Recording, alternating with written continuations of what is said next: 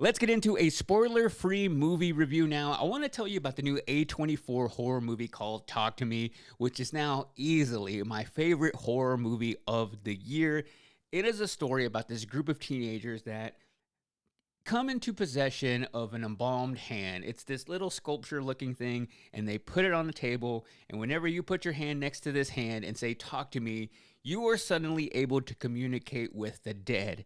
And what I love about this story is that it just kind of puts you in this world, doesn't really give you a whole lot of origin of why this is going on, how they got the thing. It really sets the stage in the opening scene pretty quickly. Within 3 minutes, you see this guy essentially get possessed by some kind of demon, stab his brother, and then kill himself. And that is the introduction to the story. And then you fully get engulfed into the lives of these teenagers who have just somehow have this hand in their possession.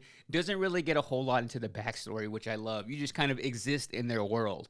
And they are having these parties where they put the hand on the table, they light a candle, somebody gets on the other end, they strap them in, and while they're holding the hand, they say, "Talk to me." And suddenly somebody appears across the table, somebody dead, and they are able to communicate with them. And then they say the other phrase, "I let you in." And after that, all hell breaks loose because that demonic presence suddenly inhabits their body. And they just start saying all these random phrases, all these weird things come out of them. Their eyes go black. And then it's the job of the person who essentially puts them under to snap them out of it. So you can only stay in this state for about a minute or so. Otherwise, something even more awful is going to happen. And what I love about this movie, and really all A24 films, is they always feel very novel, even though the concept isn't anything out of the realm of what we've seen in a horror movie. What it does really well. And it has this very specific style from these new directors who are Australian, who are twin brothers, and I think they completely crushed their film debut. So you have Australian twins, Danny and Michael Filippo, and I am so impressed that they just had this clear vision that they wanted to do and were able to completely nail it in their film debut. Because sometimes, as a movie fan, I get worried that people aren't going to want to direct new movies anymore. I feel that it's harder and harder to get a movie made in the world of YouTube and TikTok, that it'll get harder and harder for a kid to live out his or her dream, to have their vision come to life. So I want to get into the things they really nailed in this movie. It really starts off in the first 3 minutes. It really sets the tone. And for me, demonic possession movies are just my favorite genre of horror movies, dating back to any exorcism movie. I also have kind of a soft spot for all the paranormal activity movies. I know on paper those aren't the greatest movies, but there's just something about those storylines and the fact that those movies are made for such a low amount of money, but provide so many big thrills and scares that I just really love what those movies did for horror. So anything that involves anybody being possessed or talking to the dead or just things moving around in a room, that is what I look for. And this movie had a lot of that, but it never felt cheap or cheesy in any way. And I think that is really what kind of set this movie apart from anything else being put out right now, is it had this tone that it carried throughout the entire movie. Now, however, I don't think this movie is just all out scary. You're not going to watch it and immediately have nightmares. It is just very, very creepy. And I think the reason that really shines through is because all of the performances from the actors in this movie, that their performances were really able to ground this movie in reality when you have all these bizarre things going on. And I think it's their connection and able to portray these characters and really buy into the storyline of what was happening. And also at the same time, not questioning everything to some crazy extent, where I feel like if this movie was Americanized, that's where it would have gone. It would have been them focusing on the origin of this hand, going to somebody's house who's like 80 years old and asking them about it, and that 80-year-old person like shooing them away and telling them, "Never come back here."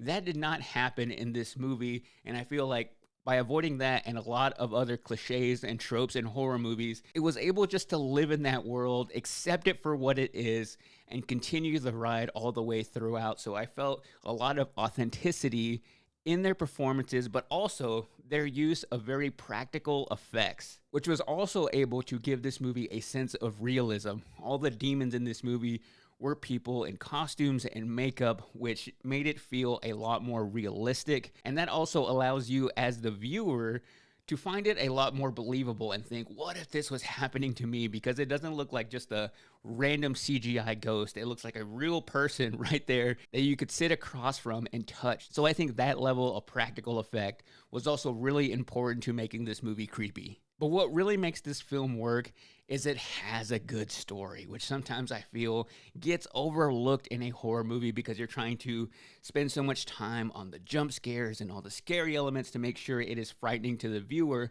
But if you don't have that good story, I'm not going to care about it. I'm not going to be invested in this character getting out of the situation or somebody getting saved or somebody dying. I'm just going to be like, okay, you're going to come at me with another scare. That is fine. But you actually care about the characters in this movie. Most importantly, 17-year-old Mia, who is the main character, who is struggling with the death of her mom.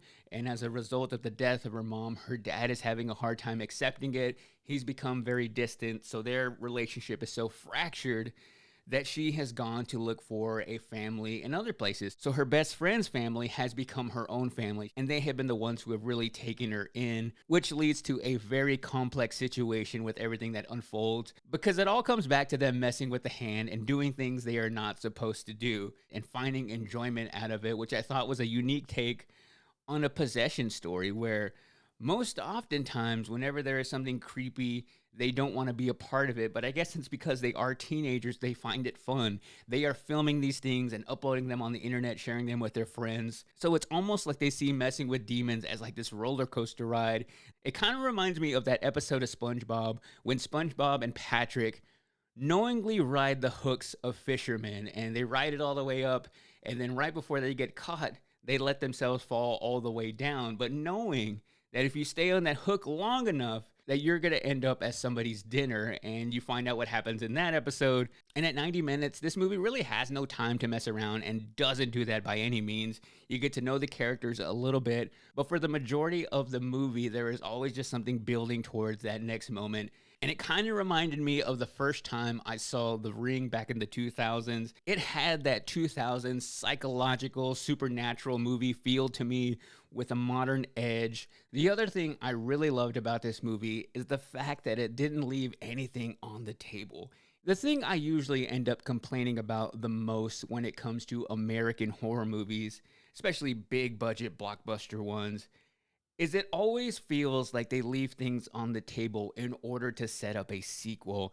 And that results in me feeling like, as the viewer, I don't have the best story here because they had to add something in to make sure it sets up for a part two or to make sure they're building on a franchise. With this one, I felt like the Filippo brothers knew like this is our one chance to make a really great movie. Let's throw everything at the viewer in this installment and not count our eggs before they had to start thinking, well, we got to make a franchise, we got to make a sequel. I was satisfied with every single aspect that happened in this movie and didn't feel cheated in any way. And even though I feel like this is the best horror movie so far of 2023, if I compare it to other A24 films or really just any other horror film in general in the last 5 years, I don't think Talk to Me necessarily pushed the envelope to new heights and did something completely novel. But what it did accomplish in this movie, it did really well and it felt very effortless. I never lost interest in the story, and they didn't really rely on jump scare moments unless you're really kind of on edge about horror movies. I don't think you're going to go into this movie and be like caught off guard by anything, but with that creepiness throughout the entire film, it'll definitely keep you a bit on the edge of your seat. So for Talk to Me, I give it 4 out of 5 embalmed hands.